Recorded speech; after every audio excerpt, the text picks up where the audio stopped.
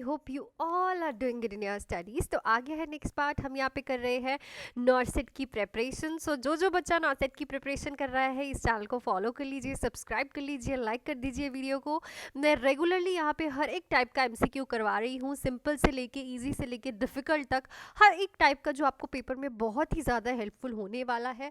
So without any delay इस channel को subscribe कर लीजिए ताकि रोज़ ही आप ऐसे से एमसीक्यूज मेरे साथ कर पाएँ। एंड अगर कोई भी बच्चा बैच ज्वाइन करना चाहता है, मेरे से पढ़ना चाहता है, अगर मुझे फॉलो कर रहा है, सो आप बैच ज्वाइन कर सकते हो इस नंबर पे कॉल या फिर मैसेज करके।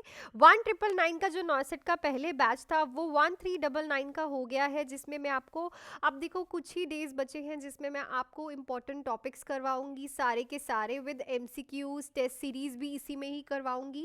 एंड जो आपको डाउट क्लासेस रहेंगी वो रेगुलरली मिलेंगी, जीके एंड एप्टीट्यूड की क्वेश्चंस भी मैं आपको इसी में ही करवाऊंगी। सो टिल योर नॉर्सेट ये बैच चलने वाला है, फटाफट से ज्वाइन कर सकते हैं। हाँ, अगर आप नेक्स्ट नॉर्सेट की तैयारी कर रहे हैं तो 2999 में 6 मंथ्स का नॉर्सेट का बैच एंड 2499 में 4 मंथ्स का नॉर्सेट का बैच जो है वो स्टार्ट होने जा रहा है 10th मार्च से। सो आप उसको भी ज्वाइन कर सकते हैं नेक्स्ट नॉर्सेट के लिए। सो विदाउट एनी डिले अब फर्दर हम अपने क्वेश्चंस पे चलते हैं। आज हम 100 क्वेश्चन पूरे करने वाले हैं। 91st क्वेश्चन हमने करना है। क्वेश्चन देखिए क्या कह रहा है, inadequate intake of which vitamin by the pregnant women में कॉज न्यूरल ट्यूब डिफेक्ट, आगे डिफेक्ट लिख लेना। सो इनमें से कौन सा वाइटामिन का इन एडुकेट इनटेक एक प्रेग्नेंट वुमेन के बच्चे को न्यूरल ट्यूब डिफेक्ट कर सकता है? नायसिन, फॉलिक एसिड, रेबिफ्लेविन या फिर थायमिन। सो ऑब्वियस है फॉलिक एसिड मदर को फर्स्ट 3 मंथ्स में दिया जाता है जस्ट टू सो दैट कि जो बच्चा है उसको माल फॉर्मेशन ना हो, न्यूरल ट्यूब डिफेक्ट्स ना हो, स्पाइना बाइफिडा, जो भी जितनी भी न्यूरल ट्यूब डिफेक्ट्स होते हैं वो पेशेंट के बच्चे को, वुमन के बच्चे को, मदर के बच्चे को ना हो। ओके, सो फॉलिक एसिड दिया जाता है फर्स्ट 3 मंथ्स में। ओके, सो ये याद रखना है कि कब दिया जाता है, first trimester, first 3 months, first trimester. चलो नेक्स्ट क्वेश्चन पे चलते हैं। Major cause of blindness in India. अब ये क्वेश्चन तो आप सब लोगों ने देखा ही है पिछले पेपर्स में और ये बहुत बार रिपीट हुआ है कि मेजर कॉज है। आप दो चीज़ों में बहुत कंफ्यूज होते हो। चलो ऑप्शंस देखते हैं, glaucoma, refractive error, cataract, cornea, blindness. तो देखो दो चीज़ों में आप ऑब्वियसली बहुत कंफ्यूज होते हो, ग्लूकोमा एंड कैटरैक्ट। इंडिया में ब्लाइंडनेस का कॉज है कैटरैक्ट, ठीक है। अब याद रखना, इंडिया में ब्लाइंडनेस का कॉज है कैटरैक्ट। इंडिया में ज्यादातर क्या देखने को मिलती है, कैट्स, क्या देखने को मिलती हैं, कैट्स। तो इससे याद रखना कैट से कैटरैक्ट, कैट आता है ना आगे। सो इंडिया में कैट्स देखने को ज्यादा मिलती हैं, सो कैटरैक्ट ज्यादा कॉज है ब्लाइंडनेस का। इस ट्रिक के साथ आप इसको याद कर सकते हो। Involution of uterus is completed by, so जो यूट्रस है प्रॉपरली अपनी प्री प्रेग्नेंट स्टेज में कौन से टाइम पे आता है, 6 वीक्स, 12 वीक, 8 वीक, 16 वीक्स। सो जो यूट्रस है प्रॉपरली अपनी इन्वोल्यूशन अपनी प्री प्रेग्नेंट स्टेज में 6th वीक पे जो है आना स्टार्ट हो जाता है, जिसमें वो प्रॉपरली जो है प्री प्रेग्नेंट स्टेट पे आ जाता है और दोबारा से कंसीव करने के लिए रेडी हो जाता है। ओके, सो 6th वीक मतलब कि 1.5 मंथ पे वो प्रॉपरली प्री प्रेग्नेंट स्टेज पे आ जाता है। नेक्स्ट है, और यहाँ पे ये भी लिखा जा सकता था कि when the uterus is ready for conceiving, ठीक है, बट यहाँ पे इन्वोल्यूशन ऑफ द यूट्रस लिखा है। नेक्स्ट है, for pregnant mother the average weight gain per week during later month of the pregnancy.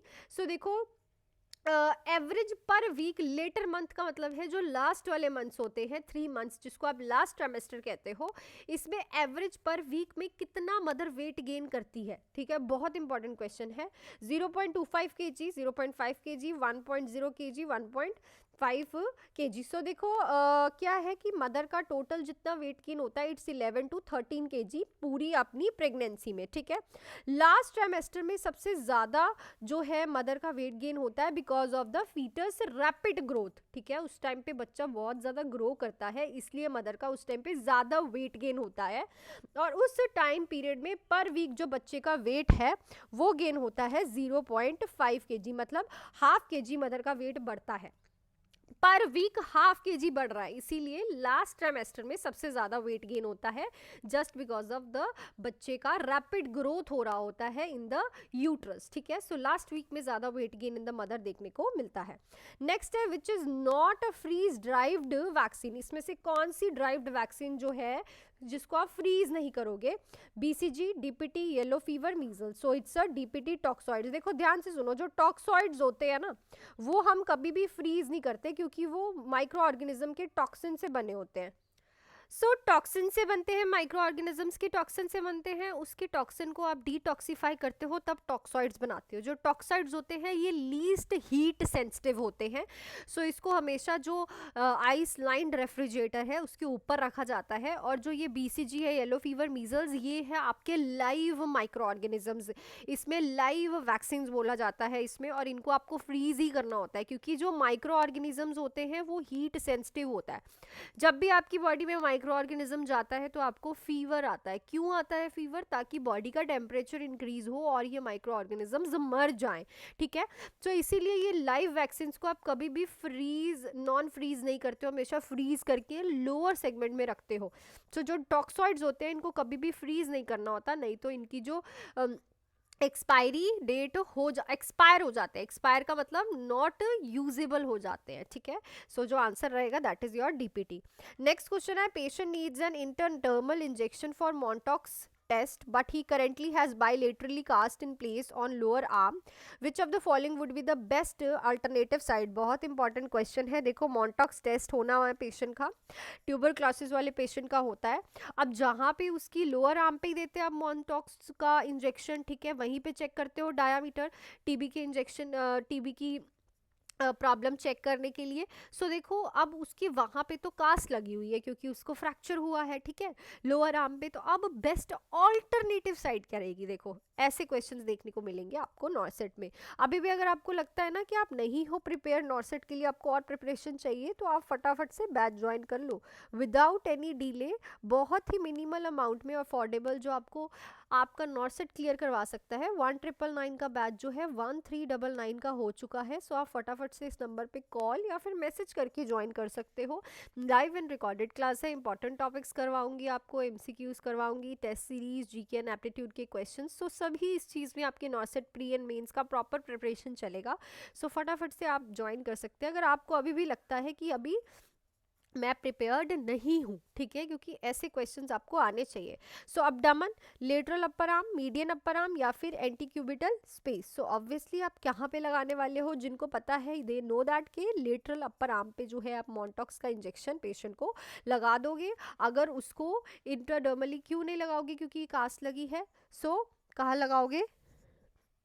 Lateral upper arm पे। Next पे चलते हैं।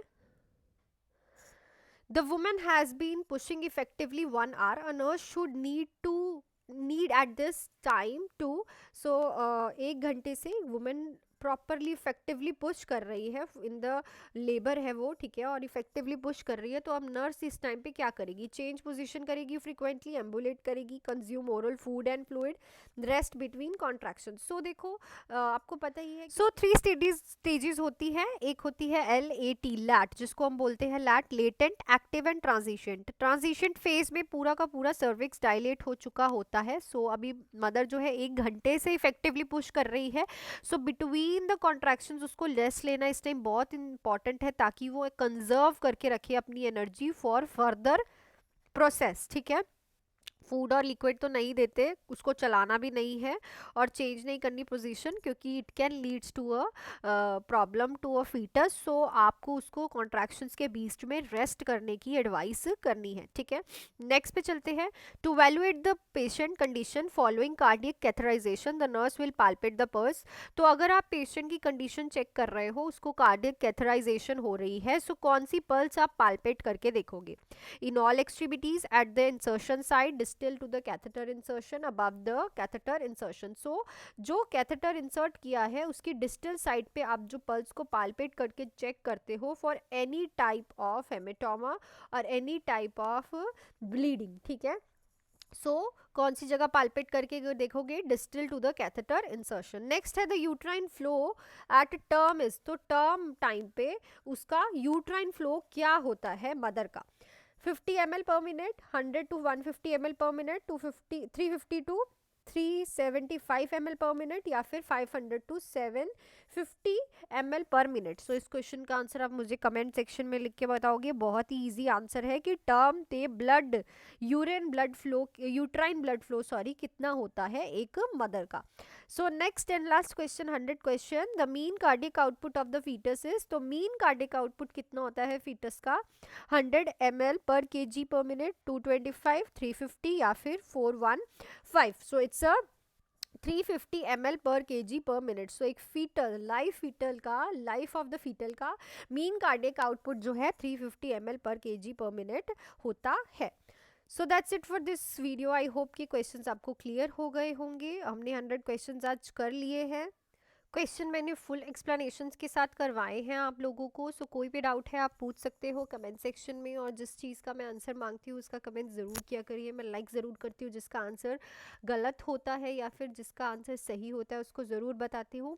सो अगर अभी भी आपको है कि आपको बैचेस ज्वाइन करने हैं, सो इस नंबर पर कॉल या फिर मैसेज करके आप फटाफट से, जो नॉर्सेट का बैच है वो चल रहा है, 1999 का बैच अब हो चुका है 1399 का, तो फटाफट से आप ज्वाइन कर सकते हैं विदाउट एनी डिले, जिसमें आपको important topics, MCQs, test series, doubt classes, GK and aptitude के क्वेश्चंस मैं खुद करवा रही हूँ। लाइव एंड रिकॉर्डेड बैच है, हर एक बच्चा ज्वाइन कर सकता है। फटाफट से प्री एंड मेंस की तैयारी होगी।